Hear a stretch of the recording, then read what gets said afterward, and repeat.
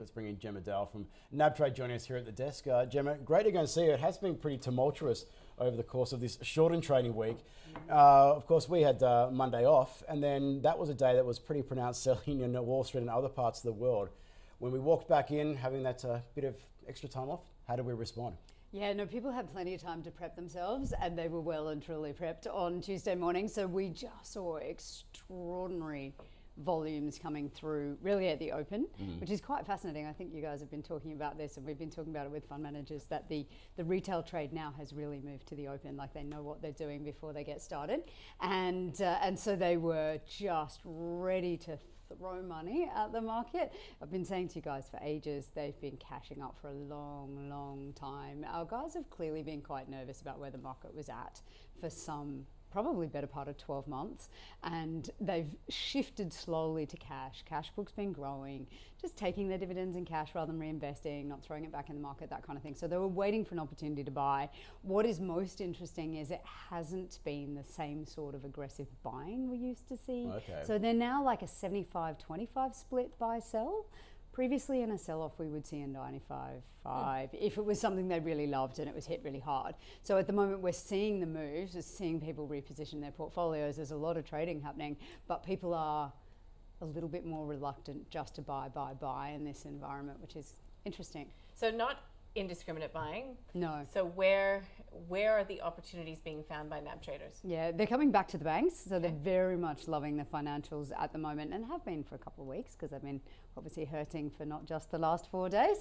So they have been buying banks, but again, the split's not as strong as it was. So it's quite interesting. They're in the banks really aggressively. Westpac's the favourite. There's something about Westpac. It's been the last 12 months that they love it to bits.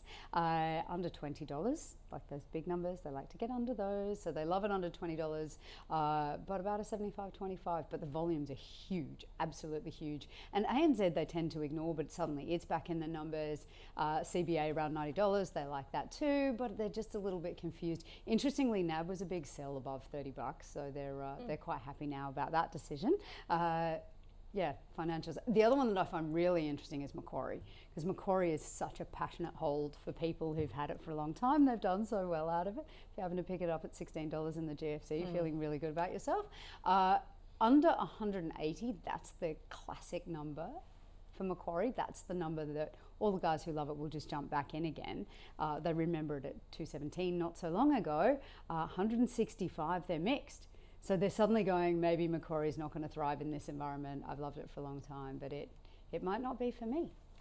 Interesting, that one there, because a lot of people say it's best in class, and I know people talking about being a bargain below 180, so maybe not so much at the moment, maybe reflective of the broader sentiment out there. Iron ore miners. Iron ore prices have started to come off the ball a little bit as well, and renewed concerns about demand in China in particular. How have they responded to some of that strength that we saw in the iron ore miners is now starting to go and prompt a bit of selling? Yeah, it's such an interesting one. I mean, Fortescue's a trading stock for us, and it has been, because I talk about it every week for a year and a half. They love it to pieces, the guys who do trade it. It's a relatively small number. They trade very large volumes and very large values. They love that thing to trade.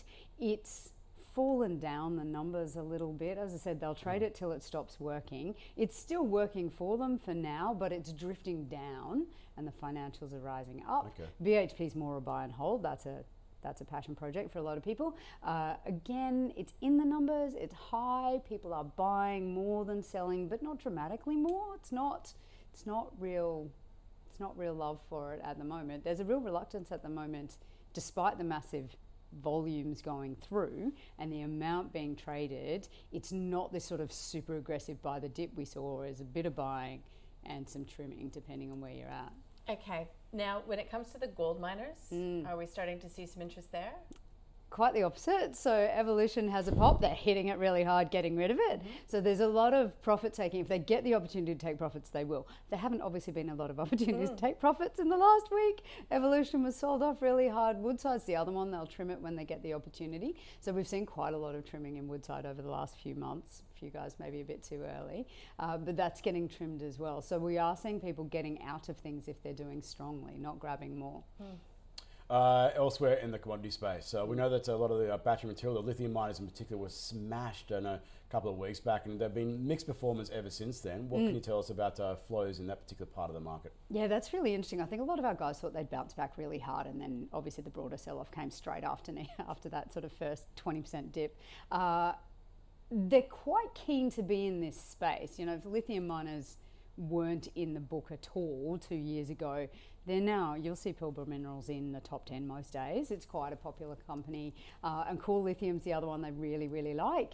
And those two at the moment are getting traded in large volumes. There is a sort of bias toward buying, so they are accumulating it, but it's not as strong as it was. Now, when we start to look at some of the other thematics out there, if we think about ETFs, if we think about, signs of the broader picture, what are we taking away from any of the moves? This is really interesting. So ETFs have come through in the last 2 years as the buy of choice in a dip for anyone who doesn't have a particularly strong opinion on banks or materials, because they're the other two things. So we have seen massive buying in ETFs at any down day really in the last 6 months, and they have been coming through consistently. It's always the ASX 200 first, which I find fascinating. That's mentally where people go. They're not buying the S&P 500. What they have been buying as well, though, is the NASDAQ. So clearly people are feeling that that's come off hard enough now to be interesting. But we're also seeing gold. So we're seeing quite a bit of it's the gold A now. Sort of physical gold ETF is quite popular. And BBOS is back in. So we haven't seen BBOS for a while. It's back in. Everyone's kind of needing something there, a little bit of downside protection maybe. Strong bear, of course. So we had that on the other court earlier this week. Internationally, anything that's of note? Tesla still number one. What else? Do you know what's most interesting about international? It is always a buy and hold, right? So international is very different to domestic in that people don't trade it actively. They just get in there, get what they like and hang on to it for a fairly long period of time. And if they do sell, it's generally a rotation into something else and then they hold that for ages. We're starting to see selling. If I look down the list, there are more sells than buys, and it's across a whole range of things. They were selling Berkshire Hathaway, which there's a lot of interesting things.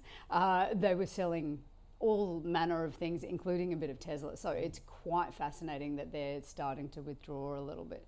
Always good to get a pulse check as to what's happening out there in real time. Gemma Dale, nabtrade, thank you. Great to talk to you guys. Have a good weekend as well.